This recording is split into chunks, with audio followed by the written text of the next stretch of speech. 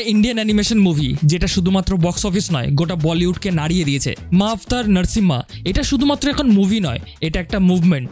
Indian মাইথোলজির ভিতরে যারা ডুব দিয়েছো তারা নিশ্চয়ই জানো প্রহ্লাদ একজন নিষ্পাপ ভক্ত ছেলে, আর তার বাবা হিরণ্যকশ্যপ একজন অত্যাচারী রাজা যে নিজেকে ঈশ্বর ভেবেছিল। আর সেই অত্যাচারের বিরুদ্ধে এক ভয়ঙ্কর ডিভাইন পাওয়ারের আবির্ভাব ঘটে, নরসিংহ অবতার। এই গল্পটা সবারই জানা, কিন্তু মা আফতার নরসিম্মাতে যেইভাবে পুরনো গল্পকে নতুনভাবে রিপ্রেজেন্ট করা হয়েছে, তার অ্যানিমেশন কোয়ালিটি, তার ভয়েস অ্যাক্টিং এবং তার ভিজুয়াল ডিটেলিং দেখলে তোমাদের গা অবশ্যই শিউরে উঠবে। সিনগুলোতে ওই ইন্টেন্সিটি, ওই ইমোশন ঠিক যেরকমটা আমরা জাপানিজ অ্যানিমেতে পাই, ঠিক সেরকম সিনেম্যাটিক ফিল এই ইন্ডিয়ান মুভিতে।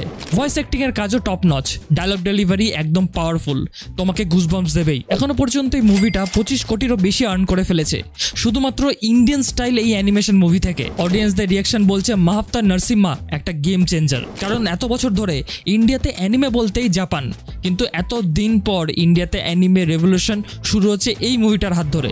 এই মুভিটাই প্রমাণ করে দিচ্ছে আমরা চাইলে আমরাও বিশ্বের সামনে দাঁড়াতে পারি আমাদের মিথ, কালচার এবং অ্যানিমেশন নিয়ে। তাই আমি সবশেষে বলবো, এটা কোনো র্যান্ডম বাচ্চাদের মুভি নয়, এটা একটা ঐতিহাসিক মুহূর্ত, আমাদের কালচারাল প্রাইড। তাই বলবো এই সিনেমাটা অবশ্যই লিগ ভার্সনে দেখো না, থিয়েটারে গিয়ে দেখো। বড় পর্দা সেই ডিটেলিং, সেই ইম্প্যাক্ট এবং সেই ভাইব্রেশন তোমার ছোট মোবাইল ফোন অবশ্যই দিতে পারবে না। যদি তোমার এই কন্টেন্ট ভালো লেগে থাকে তাহলে অবশ্যই সাবস্ক্রাইব করো কাগজের সামুরাইকে।